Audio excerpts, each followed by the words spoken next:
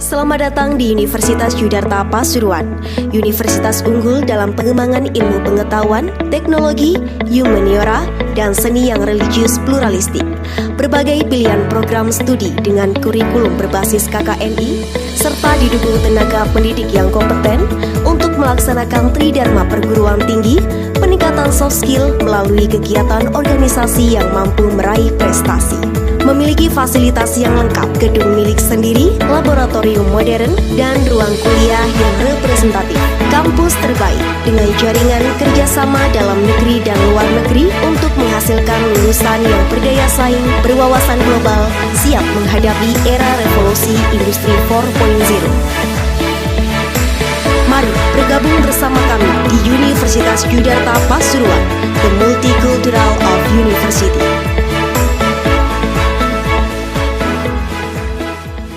Baik, langsung saja. Assalamualaikum warahmatullahi wabarakatuh.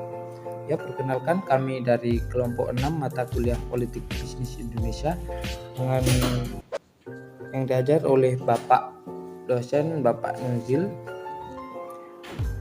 Oke, langsung saja. Dari kelompok 8 ini kami terdiri dari 5 orang. Pertama, saya Muhammad Mujib sebagai moderator. Dan yang pemateri yang pertama ada Mbak Alifiatur Rohmaniah, pemateri yang kedua ada Mbak Huslihatul Urrifah, pemateri yang ketiga ada Mas Vicky, dan pemateri yang keempat ada Mas Koji. Oke, di sini kami akan menjelaskan tentang hukum bisnis di Indonesia. Sebelum dari teman-teman kelompok 6 menjelaskan, saya akan menjelaskan sedikit apa itu hukum bisnis di Indonesia. Kita berbicara tentang hukum ya. Hukum itu adalah sebuah peraturan.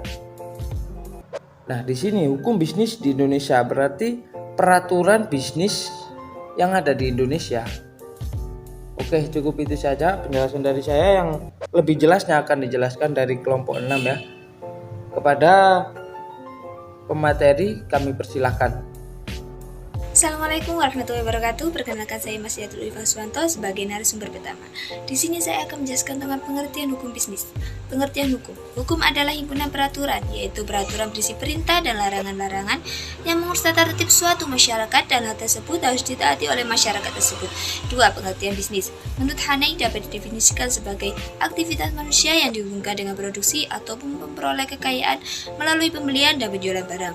Pengertian hukum bisnis. Hukum bisnis merupakan suatu perangkat kaidah hukum yang mengatur tata cara pelaksanaan urusan atau ketepatan dagang, industri, dan keuangan yang dihubungkan dengan produksi atau pertukaran barang atau jasa dengan menempatkan uang dari intervensi dalam resiko dan usaha tertentu dengan motif mendapatkan keuntungan tertentu pula.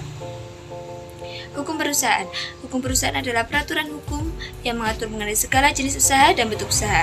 Pengertian mengenai perusahaan dapat ditemukan pada pasal 1 Undang-Undang Nomor 3 Tahun 1982 tentang wajib daftar perusahaan yang menyebutkan bahwa perusahaan adalah setiap bentuk badan usaha yang menjalankan setiap jenis usaha yang bersifat tetap dan terus-menerus didirikan, bekerja, dan berkedudukan di Indonesia dengan tujuan memperoleh keuntungan atau laba.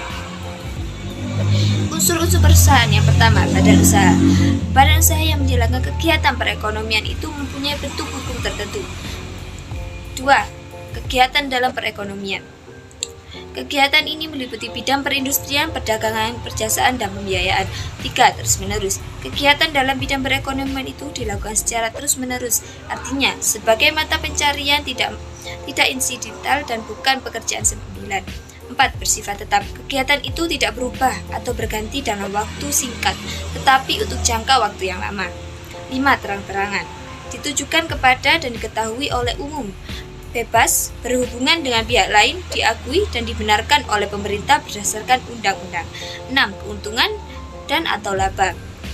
Istilah ekonomi yang menunjukkan nilai lebih atau hasil yang diperoleh dari modal yang diusahakan, capital gain. Baik, itu tadi sedikit penjelasan dari narasumber pertama. Penjelasan selanjutnya akan dilanjutkan oleh narasumber kedua. Kepadanya dipersilahkan. Baik, di sini saya akan menjelaskan tentang dasar hukum perusahaan. Dasar hukum perusahaan terdapat 4 poin, di mana yang pertama ada perundang-undangan, dan yang kedua ada kontrak perusahaan, ketiga ada jurisprudensi, dan yang keempat ada kebiasaan.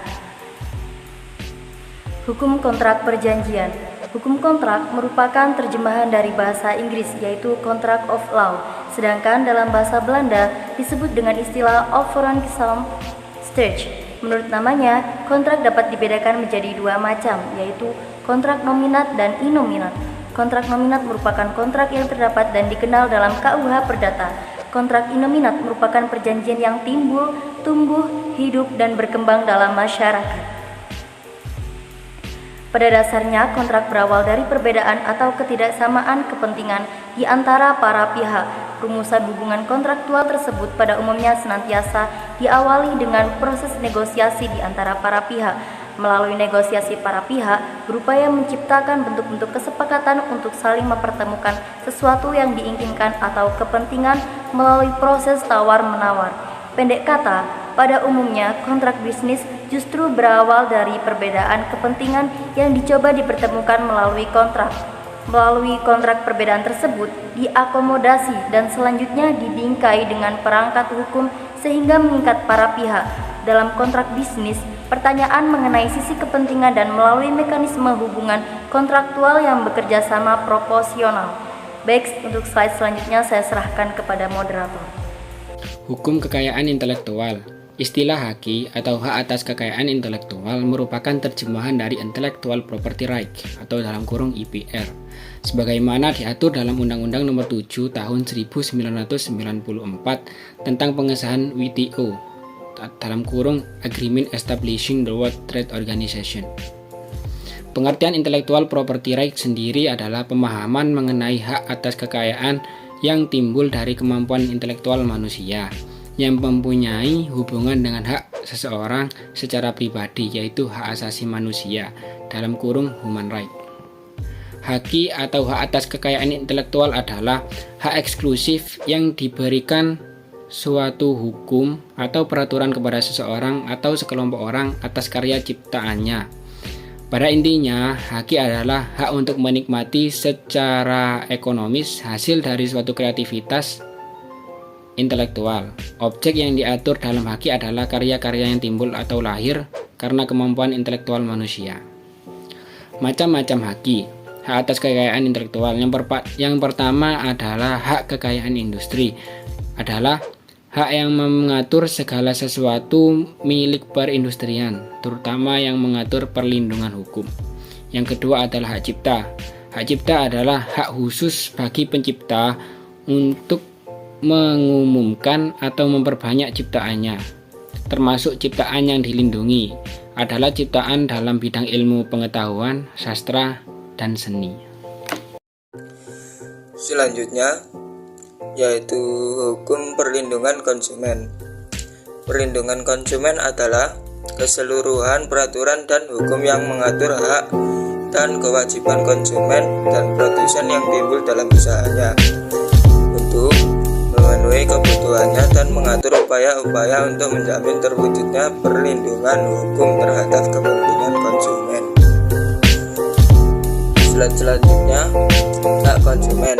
Hak sebagai konsumen diatur dalam Undang-Undang Perlindungan Konsumen Nomor 8 Tahun 1999 tentang Perlindungan Konsumen Republik Indonesia yang berlandaskan pada Undang-Undang Dasar 1945 Pasal 5 ayat 1, Pasal 21 ayat 1, Pasal 27 dan Pasal 33 yang dapat diketahui sebagai berikut. Yang pertama, hak dalam memilih orang.